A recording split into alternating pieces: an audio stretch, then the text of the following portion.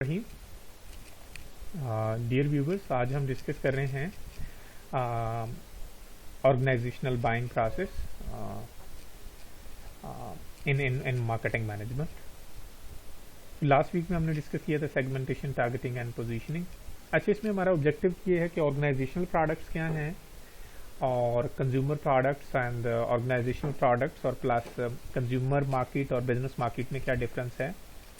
Organisational जो buying है उनकी करैक्टरिस्टिक्स क्या हैं, कैसे बाय करती हैं, उसमें कौन से पैरामीटर्स को फॉलो किया जाता है, फिर उनका वो डिसीजन मेकिंग करते कौन हैं और उनमें कौन इन्वॉल्व होते हैं और उसकी मार्केटर्स पे क्या इम्प्लीकेशंस हैं, और फिर एट द एंड हम इम्पोर्टेंस ऑफ रिलेशनशिप मार्केटिंग पे भी बात करेंगे। तो ये आज का हमारा एजेंडा है। सबसे पहले तो हम ये देखें कि अच्छा कंज्यूमर प्रोडक्ट्स कौन सी होती हैं। तो आपने डेली लाइफ में बहुत सारी प्रोडक्ट्स हैं जो कि हम हाउस होल्ड में और घर में यूज़ करते हैं। मसलन हम ड्रिंकेबल हैं, हम पेप्सी कोक पी रहे होते हैं, हम मिल्क कंज्यूम कर रहे होते हैं, हम ब्रेड एंड बटर खा रहे होते हैं, शुगर है, टी बैग्स हैं, like these are consumer products. जबकि कुछ ऐसी चीज़ें हैं कि जो हम ऑर्गेनाइजेशन में यूज़ होती हैं, वो ऑर्गेनाइजेशनल ऑपरेशंस में यूज़ होती हैं और सम टाइम ऑर्गेनाइजेशन उसको या कंपनीज उसको बाय कर रही होती हैं फर्दर प्रोडक्ट्स बनाने के लिए। फॉर एग्जांपल कंपनी जिस तरह शुगर मिल्स हैं वो शुगर बाय करती हैं, शुगर केन बाय करती हैं, फिर उससे शुगर केन से वो फर्दर प्रोडक्ट्स बनाती हैं, शुगर बनाती हैं। इसी तरह वो लिब्रिकेंट्स एंड ऑयल परचेज कर रहे होते हैं। उनको क्यों परचेज कर रहे होते हैं? ताकि वो उनको अपने प्रोडक्शन प्रोसेसेस में इस्तेमाल कर सकें अपनी प्रोडक्ट्स को बनाने के लिए,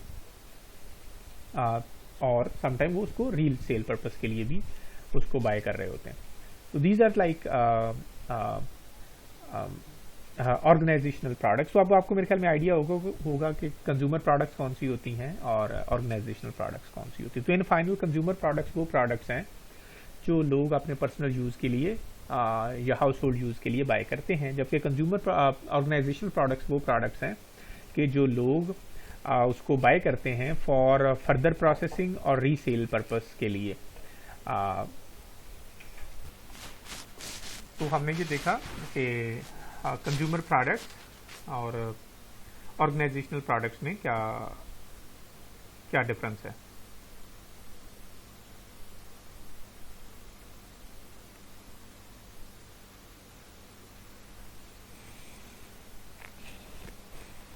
अच्छा, मैकडोनल्ड पेपर कप्स बाय करता है, तो लाइक ये क्यों बाय करता है? तो वो अपने कस्टमर को सर्विस दे सके, अपने कस्टमर्स को सर्व कर सके, अपनी प्रोडक्ट सर्व कर सके। तो इट्स मीन वो ऑर्गेनाइजेशनल प्रोडक्ट्स हैं। इस तरह तशीबा कंप्यूटर चिप्स यूज़ करता है अपने कंप्यूटर्स को, लैपटॉप्स को मैन्युफैक्चर करने के लिए, तो वो भी एक ऑर्गेनाइजेशनल बाइंग है, ऑर्गेनाइजेशनल प्रोडक्ट्स है। इसी तरह concrete for local authorities, oil for by electricity generators, और इसी तरीके से there are several other examples कि इस तरह फार्मर जो है वो फर्टिलाइजर बाय करते हैं। इस तरह like accountancy services by limited companies, तो वो ऑर्गेनाइजेशनल प्रोडक्ट्स हैं। इसमें ना कुछ डिफरेंसेस हैं, कंज्यूमर मार्केट और बिजनेस मार्केट में कुछ डिफरेंसेस भी हैं और कुछ सिमिलैरिटीज़ भी हैं। सिमिलैरिटीज़ ये है कि मसलन कुछ प्रोडक्ट्स हैं जो हम कंज्यूमर मार्केट में भी यूज़ करते हैं और बिजनेस मार्केट में भी। मसलन आप देखें फर्नीचर है, हम घर में भी इस्तेमाल करते हैं और फर्नीचर ऑफिस में भी इस्तेमाल होता है। इस तरह कंप्यूटर जो है हम हाउस होल्ड यूज़ में भी होते हैं और हम उसमें लाइक हम कंपनीज में भी यूज़ करते हैं, उस चीज़ को कंपनीज में भी यूज़ हो रहे होते हैं। तो लाइक ये इसमें सिमिलैरिटीज़ हैं। क्लीनिंग सर्विसेज हैं वो और घरों में भी टेक प्लेस हो रही होती हैं और हम ऑफिस में भी कर रहे होते हैं। तो ये like these are the similarities. और इसमें कुछ डिफरेंसेस भी हैं।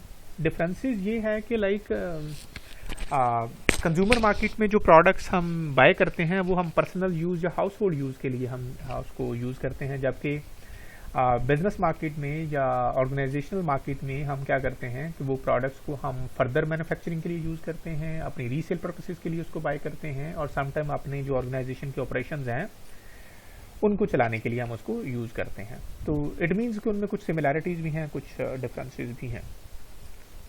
अच्छा, ऑर्गेनाइजेशनल बाइंग की कुछ करैक्टरिस्टिक्स हैं। जब तक हम उन करैक्टरिस्टिक्स को अंडरस्टैंड ना कर लें तो शायद हमें हम वैसे अपनी मार्केटिंग जो हम मिक्स डिज़ाइन करते हैं बिजनेस मार्केट में, शायद वो हम वैसे अपना प्लान ना कर पाएँ। तो इसलिए हमें ये चाहिए कि हम इन ऑर्गेनाइजेशनल करैक्टरिस्टिक्स को ज़रूर अंडरस्टैंड करें। तो उसमें पहली चीज़ जो है, अब ऑर्गेनाइजेशनल जो बाइंग होती है, परचेजेस होती हैं, एक तो वो बड़े लार्ज साइज़ में होती हैं।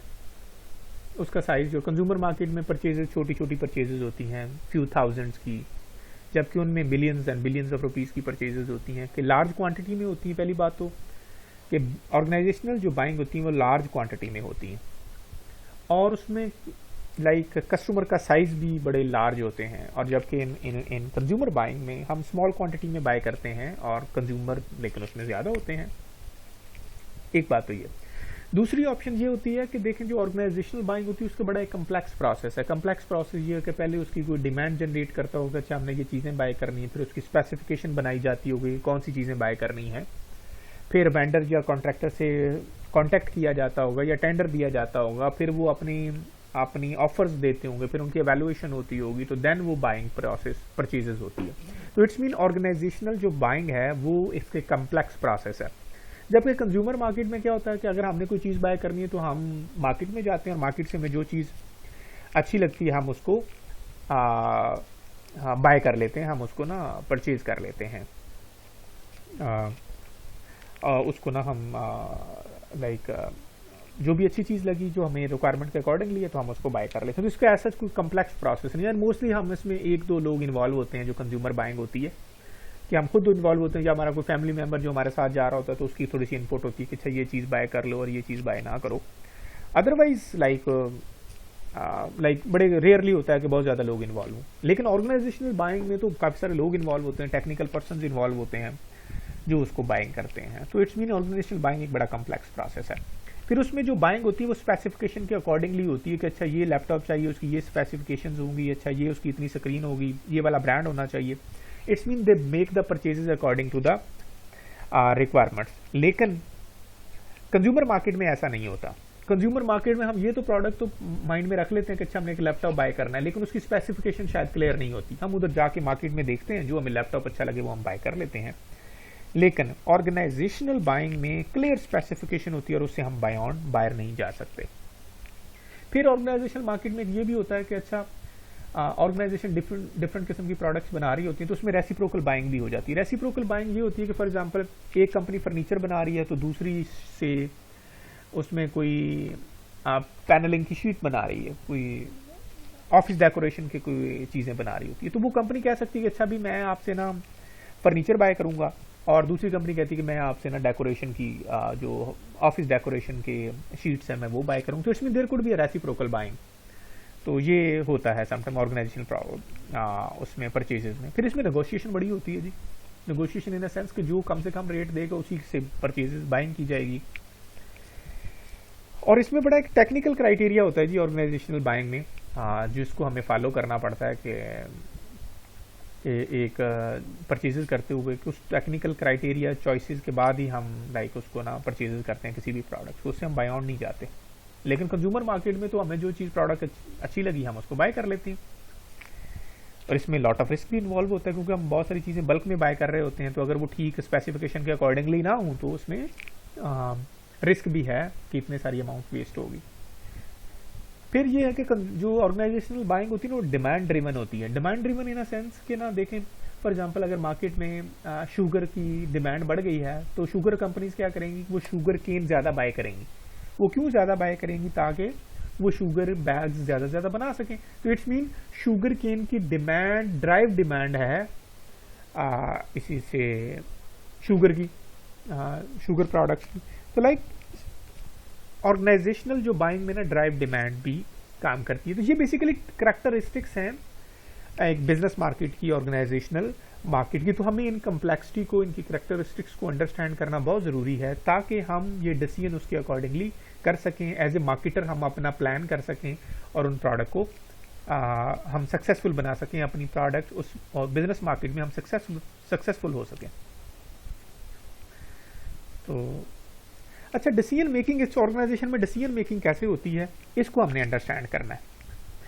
जो ऑर्गेनाइजेशनल डिसीजन मेकिंग है ना, उसमें एक इनिशिएटर होता है। इनिशिएटर वो होता है कि जो ये डिमांड देता है ऑर्गेनाइजेशन में कि अच्छा जी हमें ये चीज़ें चाहिए, हमें इतने टेबल चाहिए, इतना फर्नीचर चाहिए, इतना हमें जनाब हमें रॉ मटेरियल चाहिए, तो लाइक वो डिमांड जनरेट करते हैं। अब इसका भी बड़ा रोल होता है। अब फिर उसके साथ है ये बेसिकली समटाइम अपनी स्पेसिफिकेशन भी बता देते हैं कि अच्छा हमें ये चीज़ें चाहिए, इसकी ये स्पेसिफिकेशन होनी चाहिए। इसी तरह गेट कीपर है। गेट कीपर वो लोग होते हैं, ये भी टेक्निकल किस्म के लोग होते हैं जिनके पास ना सारी डिमांड्स आती हैं, इंफॉर्मेशन आती है कि हमें ऑर्गेनाइजेशन में कौन कौन सी चीज़ें बाय करनी है। ये सारे डिपार्टमेंट्स उनको अपनी इंफॉर्मेशन भेज देते हैं, रिक्वेजिशंस। इनका डिपार्टमेंट के साथ भी ताल्लुक होता है, लिंक होता है, प्लस वेंडर के साथ भी होता है कि जिनसे चीज़ें बाय करनी है। तो ये गेट कीपर एक मिडल मैन का रोल प्ले करते हैं बिटवीन वेंडर्स एंड जो डिपार्टमेंट्स के। इनका भी बड़ा रोल होता है उस बाइंग प्रोसेस में। और फिर इन्फ्लुएंसर भी होते हैं। इन्फ्लुएंसर वो लोग होते हैं जो कि ऑर्गेनाइजेशन के, ये एक बाइंग जो यूनिट बना होता है ना ऑर्गेनाइजेशन में, इन्फ्लुएंसर वो होते हैं जो स्पेसिफिकेशन चेक करते हैं कि अच्छा इस डिपार्टमेंट ने ये 15 लैपटॉप डिमांड किए हैं और 15 लैपटॉप में उन्होंने ये स्पेसिफिकेशन मांगी है। और फिर आगे वो वेंडर जो आगे से ऑफर देता है कि अच्छा हम भी लैपटॉप बेच रहे हैं तो हमारी ये स्पेसिफिकेशन है। तो ये इन्फ्लुएंसर बेसिकली जो सेलर की स्पेसिफिकेशन है और जो इधर से बाय करने वाला है उसकी स्पेसिफिकेशन को मैच करके ये देखते हैं कि कौन हमारे क्राइटेरिया को मीट करता है। तो इसमें ये भी बड़े इन्फ्लुएंशियल लोग होते हैं उस बाइंग प्रोसेस में। फिर यूजर्स भी होते हैं कि मसलन वो यूजर जिन्होंने उस प्रोडक्ट को एक्चुअली यूज करना है, उस मटेरियल को यूज करना है, तो उनकी ओपिनियन भी बड़ी वर्थवाइल है। बायर वो लोग होते हैं जो एक्चुअली बाय कर रहे होते हैं, जो ऑर्डर दे रहे होते हैं कंपनी की ऑर्गेनाइजेशन को। अब आपको ये सारी बातें बताने का मकसद ये है कि हम इन सारी चीज़ों को अंडरस्टैंड करें। एज ए मार्केटर हमें पता होना चाहिए कि इनिशिएटर कौन कर रहा है, गेट कीपर कौन है, इन्फ्लुएंसर कौन है, यूज़र कौन है, बायर कौन है। और हमें इन सारे लोगों में ये देखना चाहिए कि इन सब में से ज़्यादा इन्फ्लुएंशियल आदमी कौन है। जब हम ये ट्रेस आउट कर लें तो एज ए मार्केटर हमें उस आदमी को अप्रोच करने की ज़रूरत है, उसको इन्फ्लुएंस करने की ज़रूरत है, उसको कन्विंस करने की ज़रूरत है। इधर मैं वर्ड इन्फ्लुएंस का यूज कर रहा हूं तो influence doesn't mean bribery. Basically influence mean कि हमने उसको कन्विंस करना है कि हमारी प्रोडक्ट जनाब बेस्ट है दूसरे लोगों से, तो हमने, ताकि हमारी प्रोडक्ट उसमें ज़्यादा सक्सेसफुल हो सके, हमने इनिशिएटर के रोल पे भी हमें रोल प्ले करना चाहिए, ताकि वो जब वो डिमांड जनरेट कर रहे हैं तो हम उनको बताएं कि हमारी प्रोडक्ट जो है ना वो दूसरे अल्टरनेटिव से बेस्ट है, ताकि वो जब डिमांड जनरेट करने की कोशिश करें तो वो हमारी प्रोडक्ट की स्पेसिफिकेशंस हम मेंशन करें कि हमें इस तरह की प्रोडक्ट चाहिए। तो अब अगर कोई हमारी प्रोडक्ट से मिलती जुलती कोई स्पेसिफिकेशन आ जाती है तो जब हम एज ए सेलर हम उस डिपार्टमेंट से रब्ता करेंगे तो हमारी प्रोडक्ट्स की जो स्पेसिफिकेशन है उनकी रिक्वायरमेंट से बड़ी अच्छी तरीके से मैच करती होंगी। अगर वो उनसे अच्छी तरीके से मैच करती हैं तो इट्स मीन हम शॉर्ट लिस्ट हो जाएंगे, हमें ऑर्डर मिल जाएंगे। तो इसलिए ये हमें प्रोसेस को बड़े अच्छे तरीके से अंडरस्टैंड करना है कि उस ऑर्गेनाइजेशन में जो बाइंग करने वाले हैं वो कौन लोग हैं और उसमें कौन कितना इन्फ्लुएंशियल है, ताकि आप उनको अप्रोच करो, उनको अपनी प्रेजेंटेशन दो, अपनी प्रोडक्ट प्रेजेंट करो, उनकी बेनिफिट्स बताएं, उनको कन्विंस करें, ताकि हमारी प्रोडक्ट उसमें कंसीडर की जा सके। तो इसलिए ये हमें चीज़ें अंडरस्टैंड करने की बहुत ज़रूरत है।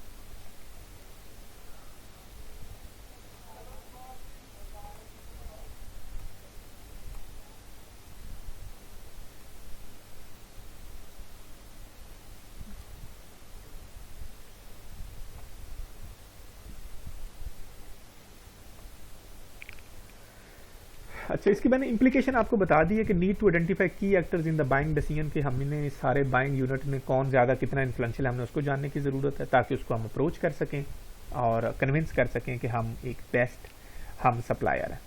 तो ये इसकी इम्प्लीकेशन थी, मैंने पहले ही बता दी है। अच्छा, डिसीजन मेकिंग एक प्रोसेस होता है, ये प्रोसेस इसको देख लें कि सबसे पहले प्रॉब्लम को आइडेंटिफाई होता है, नीड होती है कि अच्छा कौन सी चीज़ हमने ख़रीदनी है, फिर उसकी स्पेसिफिकेशन और क्वांटिटी लिखी जाती है। उसके बाद फिर हम ये देखते हैं कि ये चीज़ हमें कहाँ से मिल सकती है, सर्च फॉर क्वालिफाइड और पोटेंशियल सोर्सेज। फिर हम उसका acquisition analysis of the proposal के जो लोग भी आते हैं हम उनका एनालिसिस करते हैं, जो कोटेशंस आती हैं, फिर हम उनमें से सेलेक्ट कर लेते हैं कि अच्छा ये प्रपोजल ज़्यादा फिजिबल है, उसको हम ऑर्डर कर देते हैं और ऑर्डर करने के बाद वो प्रोडक्ट डिलीवर हो जाती है, फिर हम फीडबैक और एवेल्युएशन होती है। तो ये एक टिपिकल ऑर्गेनाइजेशनल बाइंग प्रोसेस है। इसकी इसकी अब इम्प्लीकेशन, हम तो मार्केटर हैं, तो अब इसकी हमारे लिए इसको जानने की क्यों ज़रूरत है, हमें इसको क्यों पढ़ने की ज़रूरत है? भाई इसकी एक ज़रूरत इसलिए है कि देखें, अगर हमें यही नहीं पता होगा कि डिमांड जनरेट कौन कर रहा है और वो क्या चाहता है, अगर हमें यही पता ही नहीं होगा तो हम कैसे लोगों को कन्विंस करेंगे?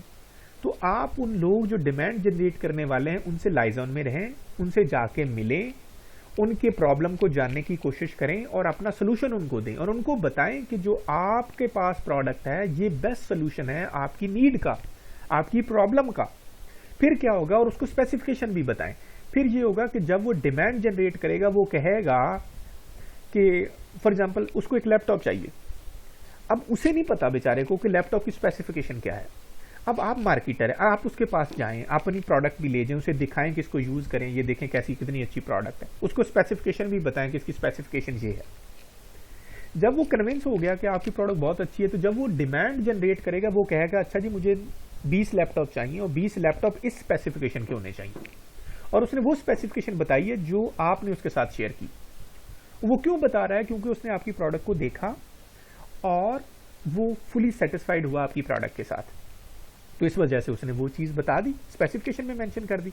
अब स्पेसिफिकेशन में जब वो चीज़ मेंशन कर दी, वो टेंडर चला गया, जब टेंडर चला गया तो फिर क्या होगा कि आप एज ए सेलर आप उस पर अपनी कोटेशन सबमिट कर सकते हो, अपना टेंडर सबमिट कर सकते हो, क्योंकि आपकी प्रोडक्ट से तो वो स्पेसिफिकेशन हाईली मैच करती है। जब आपकी स्पेसिफिकेशन उससे, उस रिक्वायरमेंट से बड़े अच्छे तरीके से मैच करती है, तो इट्स मीन तो आप तो बड़े जल्दी आसानी से शॉर्ट लिस्ट हो जाओगे। तो ये वो चीज़ें हैं जो हमें अंडरस्टैंड करने की ज़रूरत है कि प्रोसेस है क्या, कौन कितना इन्वॉल्वमेंट है, कौन कितना इन्फ्लुएंशियल है, ताकि हम उनको प्रेजेंटेशन दें और उनको कन्विंस करें कि हमारी प्रोडक्ट जो है वो बेस्ट प्रोडक्ट है। तो ये चीज़ हमें जानने की ज़रूरत है। अच्छा, इसमें समटाइम अब सिचुएशन 3 मुख्तलिफ तरह की, 3 डिफरेंट किस्म की सिचुएशन अराइज होती हैं ऑर्गेनाइजेशन में। समटाइम तो ये होता है कि वो स्ट्रेट अवे वो जो चीज़ें पहले बाय कर रहे होते हैं वही चीज़ें अब उन्होंने बाय करनी होंगी, तो स्ट्रेट जिसे हम री बाय कहते हैं। समटाइम ये होता है कि वो चीज़ें पहले बाय कर रहे होते हैं उसमें थोड़ी सी मॉडिफिकेशन के बाद उन्होंने बाय करना होती है। और थर्ड ये होता है कि बिल्कुल ही कोई नई चीज़ बाय करने जा रहे हैं। अब ये 3 मुख्तलिफ सिचुएशन है। अब एज ए मार्केटर हमें ये पता होना चाहिए कि ये जो परचेजेज ऑर्गेनाइजेशन करने जा रही है ये ऑर्गेनाइजेशन की कौन सा टास्क है, ये न्यू टास्क है या वो रूटीन की बाय है, स्ट्रेट री बाय है या मॉडिफाइड री बाय है। अगर हमें ये चीज़ें नहीं पता होगा तो हम अपना game plan as a marketer chalk out नहीं कर सकेंगे। अब अगर हम अपना गेम प्लान ही चार्कआउट नहीं कर सकेंगे तो हम उनको, उस ऑर्गेनाइजेशन को वैसे इन्फ्लुएंस ही नहीं कर पाएंगे, हम उसको ऐसे कन्विंस ही नहीं कर पाएंगे। तो इसलिए आपको ये सबसे पहले जो एज ए मार्केटर जानने की ज़रूरत है कि ऑर्गेनाइजेशन ये जो बाइंग करने जा रही है ये न्यू टास्क बाइंग है या मॉडिफाइड री बाइंग है या ये री बाय है, तो ये स्ट्रेट री बाय है। तो ये चीज़ आपको अंडरस्टैंड करने की ज़रूरत है।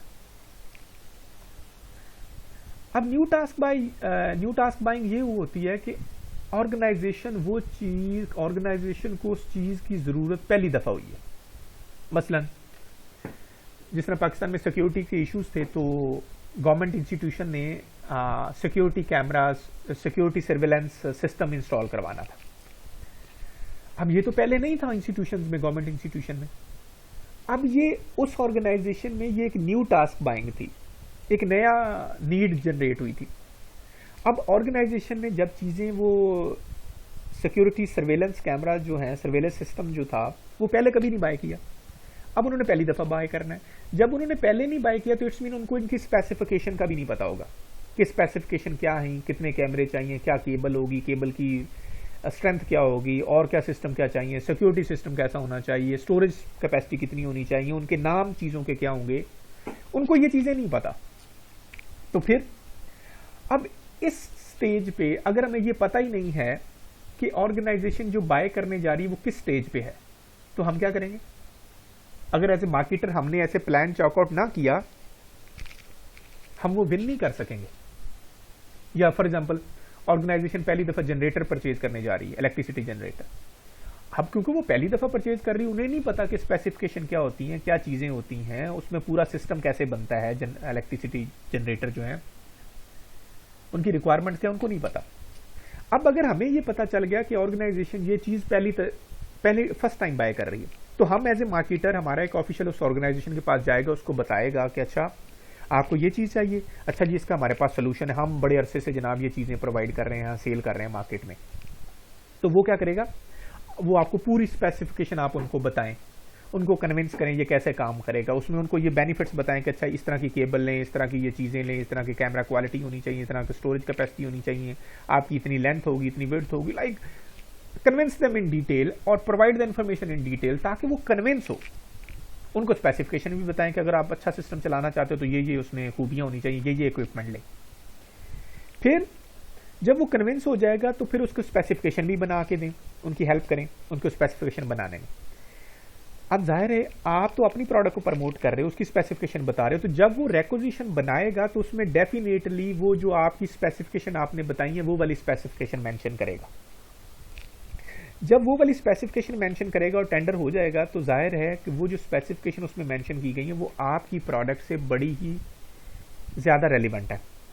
तो फिर क्या होगा, जब ज़्यादा रेलिवेंट है तो इट्स मीन कि आप तो उसके लिए बेस्ट क्वालिफाई करते हो उस प्रोडक्ट के लिए सप्लाई करने के लिए, तो देन आप वो जो टेक्निकल क्राइटेरिया में से भी आपकी कंपनी शॉर्टलिस्ट हो जाएगी, क्योंकि आपकी प्रोडक्ट उस प्रपोजल से बड़े अच्छे तरीके से मैच करती है। ये हुआ कैसे, क्योंकि आप जब वो डिमांड जनरेट कर रहे थे, आपकी कंपनी उस टाइम उनके पास पहुंची, उनको कन्विंस किया, उनको बताया, आपने उनके सारे फीचर बताए, उनकी हेल्प की डिमांड जनरेट करने में, रिक्विजिशन बनाने में, स्पेसिफिकेशन लिखने में।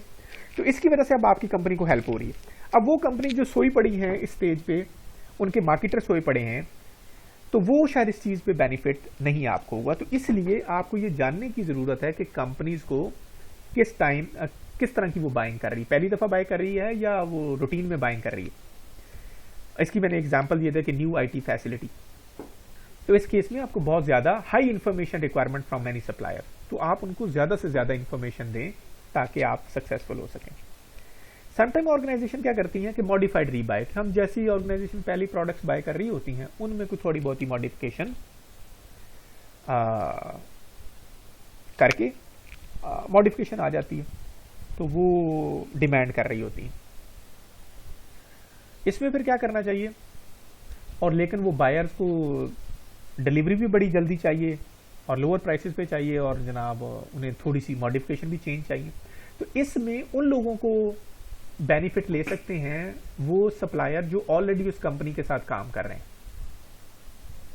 तो उन्हें चाहिए कि वो उनकी डिमांड को मीट करें, क्योंकि वो ऑलरेडी उनके साथ काम कर रहे होते हैं, तो वो अपनी मॉडिफिकेशन लेके आए प्रोडक्ट्स में जो भी वो चाहते हैं, तो उसके अकॉर्डिंगली उनको डिलीवर करें।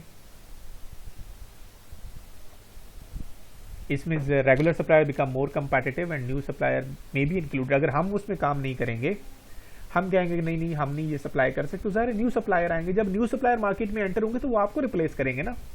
तो इसलिए आपको आपकी कंपनी को बड़ा विजिलेंट होना चाहिए और ये जानने की ज़रूरत है कि ये कौन सी स्टेज है। पता चले मॉडिफाइड रीबाइंग वो डिमांड कर रहे थे, आप वही पुरानी वाली प्रोडक्ट्स उठा के उनको सर्व कर दें, ऐसा ना हो। इसमें मॉडरेट इंफॉर्मेशन रिक्वायर्ड होती है, तो वो आपको देनी चाहिए। इसकी एग्जांपल ये है कि अपडेटेड सॉफ्टवेयर से कोई कंपनी बाय कर रही है कि अपग्रेडिंग ऑफिस सॉफ्टवेयर, तो लाइक वो कंपनी जो पहले से काम कर रही है, सर्विसेज दे रही है, तो वो ज़्यादा फिजिबल होगी। लास्ट ऑप्शन है मॉडिफाइड स्टेट रीबाय। स्टेट रीबाय ये है कि कंपनी जो पहले प्रोडक्ट बाय कर रही थी वही दोबारा से बाय करना चाहती है, तो इसमें मेरे ख्याल में वो लोग ज़्यादा बेनिफिट लेंगे कि जो ऑलरेडी उस कंपनी के साथ काम कर रहे होते हैं।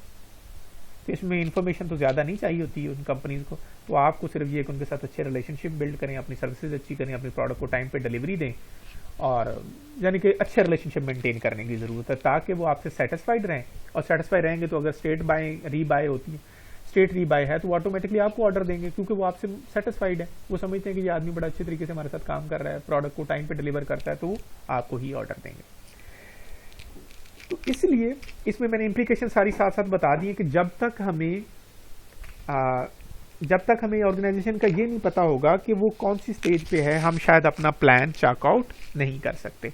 तो आई होप कि इस सेशन से आपको ये आइडिया हो चुका होगा कि हमें क्यों जानने की ज़रूरत है कि ऑर्गेनाइजेशन का बाइंग यूनिट कौन से लोग हैं, उसमें कौन से लोग शामिल हैं, और ये हमें क्यों ज़रूरत है कि कौन सा लोग ज़्यादा इन्फ्लुएंशियल है। तो उसका मैंने आपको आंसर दिया कि हमें ये जानने की ज़रूरत है कि कितने लोग इन्वॉल्व हैं और कौन ज़्यादा इन्फ्लुएंशियल है, ताकि हम उसको कन्विंस करें।